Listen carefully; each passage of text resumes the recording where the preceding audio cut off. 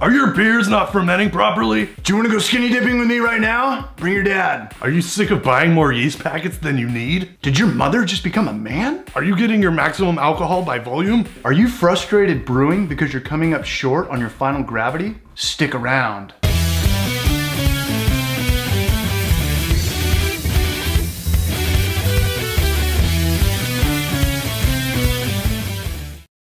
Hey, what up guys? This is Maury from Homebrew for Life, and today we're here to talk about ways you can make a yeast starter. The reason we would make a yeast starter is if your yeast is a little expired, you could proof it and get the yeast back alive. If you're brewing any high gravity beers, anything over like a 1060 gravity or 6 or 7% alcohol, you're gonna have a faster and more healthy fermentation. Making a yeast starter is a good way to wake up the yeast and get it used to its environment, being in wort and beer. You could also make a yeast starter if you're making more than 5 gallons, like if you wanted to make 10, 15, 20 gallons, you definitely want to do a yeast starter. Instead of buying 3-4 packets of yeast, you can buy 1 packet of yeast and culture it up into a bigger culture.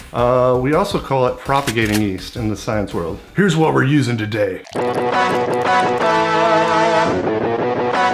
Alright, get off your Instagram. No one gives a fuck that you went to the gym today. You're a grown-ass man. Pay attention. When you're watching Homebrew for Life, you're at our dinner table. Alright, so we need sugar for our yeast to get a head start in life. Dry malt extract, DME. Pilsen Light or Golden Light, and this stuff is delicious. You filming it? Is it on me? Yep.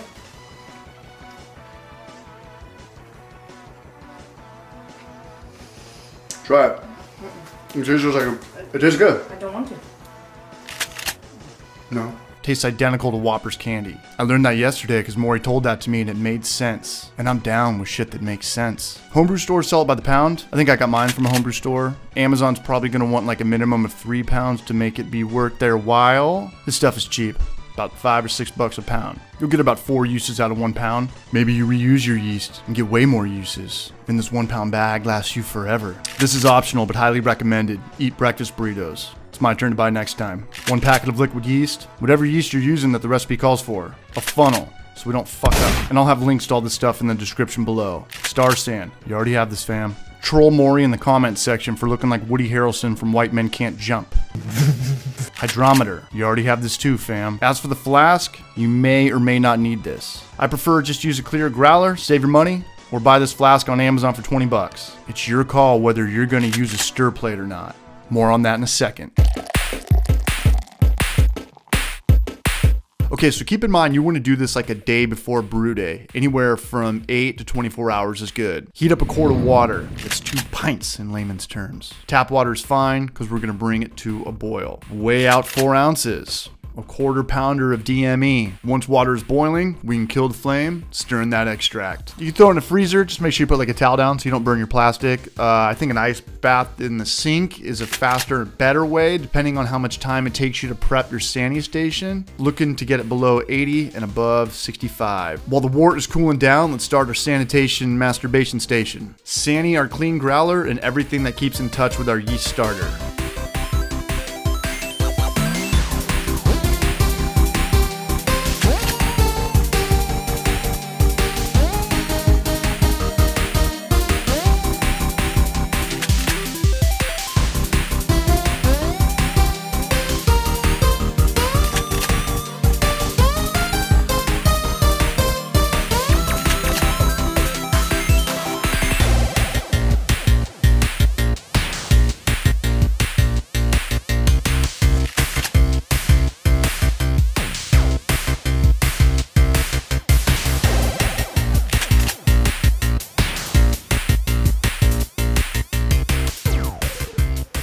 I bought a stir plate a while back, but honestly it's dead weight. There's a little magnet bar that keeps the stirring, allowing oxygen for maximum cell reproduction. But honestly, just shake the shit out of it a couple times throughout the day and save your money. Whenever you're snagging a beer from your fridge, give it a good shake. Grabbing food, give it a good shake. Doing laundry, give it a good shake. I mean, honestly, you could get a good look at a T-bone steak by sticking your head up a butcher's ass. You have derailed. Shut up! And just keep it at room temperature for the day or night. And do not worry about sunlight getting in, because it doesn't have hops in it. Good to see you guys again. I know COVID's been a pain in the ass for everybody, but what a great time to have off and actually have some extra time to brew beer. I know I've had a lot of fun making beer still, and people are still coming by Booze Brothers and picking up 4 packs to go. So cruise on by, support your local breweries, support your local eateries. Try and keep the, you know, the mom and pops in business. And I hope you guys are having a fun time out there.